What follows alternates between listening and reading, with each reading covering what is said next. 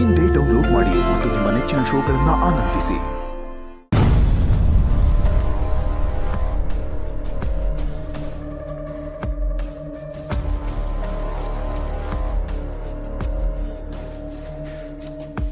ಏನ್ ಮಾಡ್ತಿದ್ಯಾ ನೀನು? ಶಾಂತಮ್ಮ ನೋಡಿ, ನನ್ನ ಕೈ ಕ್ಲೀನ್ ಆಗಿದೆಯಾ? ವಾಸನೆ ಬರ್ತಿದ್ಯಾ ನೋಡಿ. ಅಯ್ಯೋ, ಏನಾಗಿದೆಯಪ್ಪ ನಿನ್ಗೆ? ಯಾಕೆ ಹೀಗೆಲ್ಲ ಮಾಡ್ತಿದೀಯ ನೀನು? ನನಗೇನಾಗಿದೆ ಶಾಂತಮ್ಮ? ನಾನು ನಾರ್ಮಲ್ ಆಗೇ ಇದ್ದೀನಿ, ಕೈ ಮಾತ್ರ ಕ್ಲೀನ್ ಆಗ್ತಾ ಇಲ್ಲ. ಜಯಂತ್, ನೋಡು ನಿನ್ ಕಣ್ಣು ಹೇಗಾಗಿದೆ ನೋಡು. ರಾತ್ರಿ ಎಲ್ಲ ನಿದ್ದೆ ಮಾಡಿಲ್ಲ ನೀನು. ಯಾಕೆ ಹೇಗೆ ಆಡ್ತಿದೀಯಪ್ಪ ನೀನು? ನಿದ್ದೆ ಬಂದಿಲ್ಲ ಶಾಂತಮ್ಮ, ಅಷ್ಟೇ. ಇಲ್ಲ, ನನ್ ನಂಬೋಕೆ ಆಗ್ತಿಲ್ಲ. ನಿದ್ದೆ ಮಾಡದೆ ನಿನ್ನ ಆರೋಗ್ಯ ಹಾಳಾಗುತ್ತಪ್ಪ. ಜಯಂತ್, ನನ್ನ ಮಾತು ಕೇಳು. ಜಯಂತ್, ನೀನು ತುಂಬ ಬದಲಾಗಿದೆಯಾ. ನಿನ್ನಲ್ಲಿ ತುಂಬ ಬದಲಾವಣೆ ಕಾಣಿಸ್ತಿದೆ. ನಿನ್ಗೇನಾದರೂ ದೆವ್ವ ಮೆಟ್ಕೊಂಡಿದೀಯಾ? ಅಥವಾ ಡಾಕ್ಟರ್ ಹೇಳಿದ್ರಲ್ಲ, ಆ ರೋಗ ಏನಾದರೂ ಸೇರ್ಕೊಳ್ತಾ ಇದೆಯಾ? ನನಗೊಂದು ಅರ್ಥ ಆಗ್ತಿಲ್ಲಪ್ಪ. ಬಾ, ಯಾವುದಕ್ಕೂ ಡಾಕ್ಟರ್ ಹತ್ರ ಹೋಗೋಣ ಬಾ. ನನ್ನ ಕೈ ಬಿಡಿ ನೀವೆಲ್ಲರೂ ಸೇರಿಕೊಂಡು ನಾನು ಹುಚ್ಚ ಜಯಂತಂಗೆ ಮತ್ತೆ ಹುಚ್ಚಿಡಿದಿದೆ ಅಂತ ಮಾಡ್ತೀರಾ? ಇಲ್ಲ, ನನಗೇನೂ ಆಗಿಲ್ಲ ಶಾಂತಮ್ಮ, ನಾನು ನಾರ್ಮಲ್ ಆಗಿದ್ದೀನಿ, ಕೈ ಮಾತ್ರ ಕ್ಲೀನ್ ಆಗಬೇಕಷ್ಟೇ. ನೀನೇನು ಹೇಳಿದ್ರು ನಾನು ನಂಬಲ್ಲ. ಬಾ, ಒಂದ್ಸರಿ ಡಾಕ್ಟರ್ ನೋಡೋಣ ಬಾ. ಬೇಡ ಹೇಳೋದಿಲ್ಲ ಶಾಂತಮ್ಮ. ನೋಡಿ, ನೀವು ಹೋಗಿ ನಾನು ಒಂದು ಲೋಟ ಕಾಫಿ ಮಾಡ್ಕೊಂಡು ಬನ್ನಿ. ಅಷ್ಟೊತ್ತಿಗೆ ನಾನು ಕೈ ಕ್ಲೀನ್ ಮಾಡಿಬಿಡ್ತೀನಿ ಶಾಂತಮ್ಮ, ಕ್ಲೀನ್ ಮಾಡಿಬಿಡ್ತೀನಿ.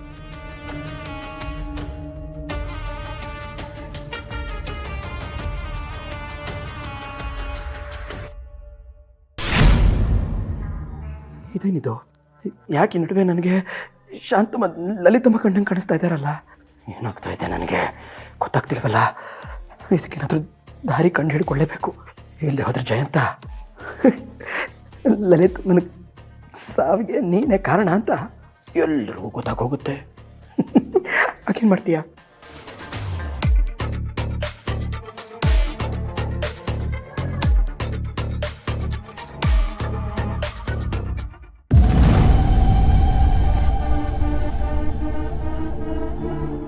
ಚಿನ್ನು ಮರಿ ನೋಡಿ, ನನ್ನ ಕೈ ಇವಾಗ ಕ್ಲೀನ್ ಆಗಿದೆ ಅಲ್ವಾ?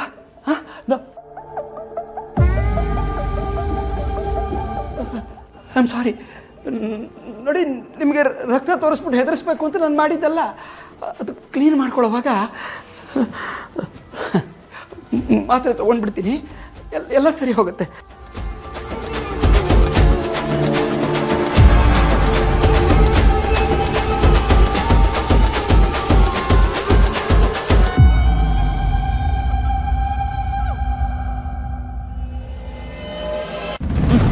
ಶಾಂತಮ್ಮ, ಏನು ಮಾಡ್ತಾ ಇದ್ದೀರಿ? ನಾನಿರ್ಲಿ, ಮೊದಲು ನೀನೇನು ಮಾಡ್ತಿದೀಯಾ ಹೇಳು ಜಯಂತ್. ಶಾಂತಮ್ಮ, ನನ್ನ ಕಣ್ಣುಗಳನ್ನು ನೋಡಿ ನಿದ್ದೆ ಮಾಡಿ ಯಾವುದೋ ಕಾಲ ಆಗೋಗಿದೆ. ನನಗೆ ಮಾತ್ರೆ ಬೇಕು ಶಾಂತಮ್ಮ. ಜಯಂತ್, ಏನಪ್ಪ ಇದು? ಇಷ್ಟೆಲ್ಲ ಮಾತ್ರೆ ತಗೊಂಡ್ರೆ ನಿನ್ನ ಆರೋಗ್ಯದ ಕಥೆ ಏನಾಗಬೇಕು ಹೇಳು? ಇಲ್ಲ ಶಾಂತಮ್ಮ, ನೆನ್ನೆ ರಾತ್ರಿನೂ ಒಂದು ಮಾತ್ರೆ ತಗೊಂಡಿದ್ದೆ, ಆದರೂ ಸರಿಯಾಗಿ ನಿದ್ದೆ ಬರಲಿಲ್ಲ. ದಯವಿಟ್ಟು ಮಾತ್ರೆ ಕೊಟ್ಬಿಡಿ ಶಾಂತಮ್ಮ. ಬೇಡ ಜಯಂತ್, ಹೀಗೆಲ್ಲ ಯೋಚನೆ ಮಾಡೋದ್ರಿಂದ ನಿನ್ನ ಆರೋಗ್ಯ ಏನಾಗುತ್ತೆ ಹೇಳು? ಯಾವಾಗಲೂ ಜಾನು ಬಗ್ಗೆನೇ ಯೋಚನೆ ಮಾಡ್ತಿರ್ತೀಯಲ್ಲ. ಜಯಂತ್, ನಿನ್ನ ಮನಸ್ಸಲ್ಲಿ ಏನಿದೆ ಅಂತ ನನ್ನ ಹತ್ರ ಹೇಳ್ಕೊಳಪ್ಪ. ನಾನು ಪರಿಹಾರ ಕೊಡದೇ ಇರ್ಬೋದು, ಆದರೆ ನಿನ್ನ ಮನಸ್ಸು ಅಗ್ರ ಆಗುತ್ತೆ, ನಿನ್ನ ಮನಸ್ಸಿಗೆ ಸಮಾಧಾನ ಆಗುತ್ತೆ. ಏನಿದೆ ಅಂತ ಹೇಳು. ಶಾಂತಮ್ಮ, ಜಾನಿಯವ್ರಿಗೆ ರಕ್ತ ಕಂಡ್ರೆ ಭಯ, ಅವ್ರಿಗೆ ಇದು ಕಾಣಿಸ್ಬಾರ್ದು.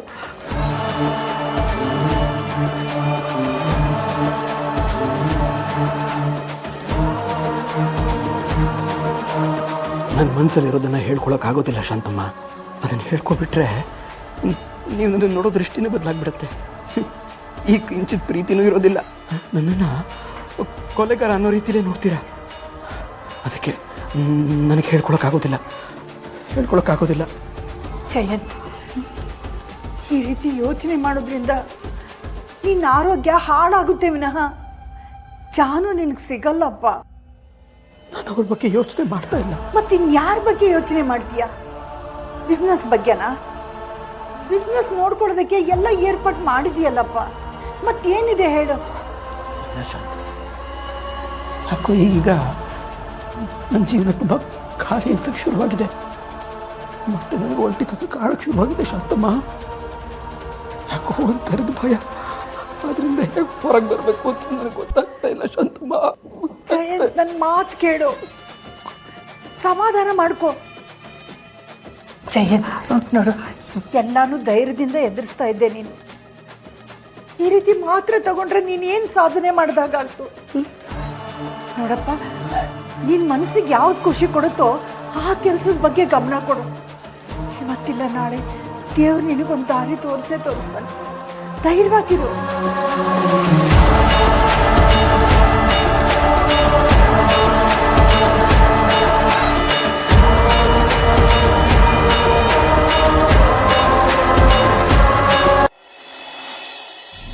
ಅತ್ತೆ ಸಾಕು. ಒಂದು ತುತ್ತು ಬೇಡ. ಎಲ್ಲೋಗಿದ್ದೆ ರವಿ? ಇಲ್ಲ, ಸ್ವಲ್ಪ ಕೆಲಸ ಇತ್ತು, ಹೊರಗೋಗಿದ್ದೆ. ಏನ್ ಇತ್ತೀಚೆಗೆ ತುಂಬಾನೇ ಓಡಾಡ್ತಾ ಇದೆಯಾ? ಮನೇಲೇ ಇರಲ್ಲ, ಯಾಕೋ ಬದಲಾಗಿದ್ಯಾ ಅಂತ ಅನ್ನಿಸ್ತಿದೆ. ಏನ್ ಮತ್ತೆ ಹಳೆ ಕೆಲಸ ಏನಾದ್ರೂ ಶುರು ಹಚ್ಕೊಂಡ್ಯಾ ಹೇಗೆ? ಯಾಕೆ ಹೀಗೆ ಹೇಳ್ತಿದ್ದೆ ಬಂಗಾರಿ? ನಾನೇನು ಮಾಡಿದೆ? ನೀನ್ ತುಂಬಾ ಬದಲಾಗಿದ್ಯಾ ರವಿ. ನಾನು ಎಷ್ಟು ಬೇಡ ಅಂತ ಹೇಳಿದ್ರು ಮತ್ತೆ ಸಿದ್ದು ಮೇಲೆ ಕಂಪ್ಲೇಂಟ್ ಕೊಟ್ಟೆ. ಅಣ್ಣ ಅಮ್ಮ ತೀರ್ ಹೋಗಿ 1 ವರ್ಷದ ಮೇಲಾಯ್ತು. ಈಗ ಮತ್ತೆ ಕೇಸ್ನ ರೀಓಪನ್ ಮಾಡಿಸೋ ಅಂತದ್ ಏನಿತ್ತು? ಏನಾಗಿದೆ ನಿನ್ಗೆ? ಯಾಕೆ ಹೀಗ್ ಮಾಡ್ತಿದ್ಯಾ? ನೀನೇ ಹೀಗೆ ಹೇಳ್ತಿದ್ಯಾ? ಮತ್ತೆ ಬಾವ ಎಷ್ಟು ಒಳ್ಳೆಯವರು. ಅವ್ರ ಸಾವಿಗೆ ನ್ಯಾಯ ಕೊಡ್ಸೋದು ಬೇಡವಾ? ಅವಳ ಮುಖ ನೋಡು. ಅವಳ ಮುಖ ನೋಡಿದ್ರೆ ನಂಗೆ ತುಂಬ ಬೇಜಾರಾಗುತ್ತೆ. ಅದಕ್ಕೆ ಇದ್ರ ವಿಷಯವಾಗಿ ಸ್ವಲ್ಪ ಓಡಾಡ್ತಿದ್ದೀನಿ ಅಷ್ಟೇ. ನೀನು ನೋಡಿದ್ರೆ ಹೀಗೆ ಮಾತಾಡ್ತಿದ್ಯಾ. ಆದ್ರೂ ನೀನ್ ಎಲ್ಲಿ ಹೋಗ್ತೀಯಾ, ಏನ್ ಮಾಡ್ತೀಯಾ ಅಂತ ಒಂದು ಗೊತ್ತಾಗದೆ ಇರೋಷ್ಟು ಓಡಾಟನ? ನನಗೆ ಟೈಮ್ ಕೊಡದೆ ಇರೋಷ್ಟು ಬ್ಯುಸಿ ಆಗ್ಬಿಟ್ಟಿದ್ಯಾ?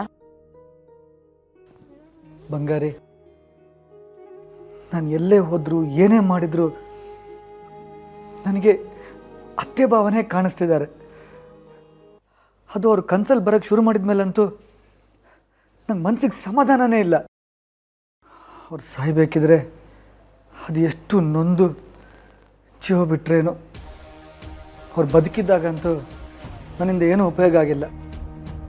ಅದಕ್ಕೆ ಅವ್ರು ಸತ್ತ ಮೇಲಾದರೂ ಅವ್ರ ಸಾವಿಗೆ ನ್ಯಾಯ ಕೊಡಿಸಿ ಅವ್ರ ಆತ್ಮಗೆ ಶಾಂತಿ ಕೊಡಿಸೋಣ ಅಂತ ಯೋಚನೆ ಮಾಡ್ತಿದ್ದೀನಿ, ಹೋರಾಡ್ತಾ ಇದ್ದೀನಿ. ಅಲ್ಲ, ನನಗೆ ಈಗ ಅನ್ನಿಸ್ತಿದೆ, ನೀನು ಅವ್ರ ಮಗಳು, ನಿಂಗೇನೋ ಅನ್ನಿಸ್ತಾ ಇಲ್ವಾ? ಅವ್ರ ಸಾವಿಗೆ ನ್ಯಾಯ ಕೊಡಿಸ್ಬೇಕು ಅಂತ ನಿಂಗೆ ಅನ್ನಿಸ್ತಾ ಇಲ್ವಾ? ನನಗಂತೂ ರಕ್ತ ಕುದೀತಾ ಇದೆ.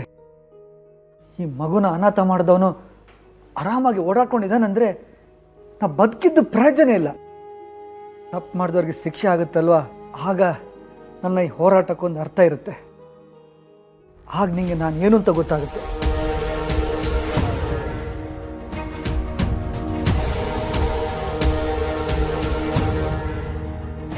ಲಕ್ಷ್ಮೀ ನಿವಾಸ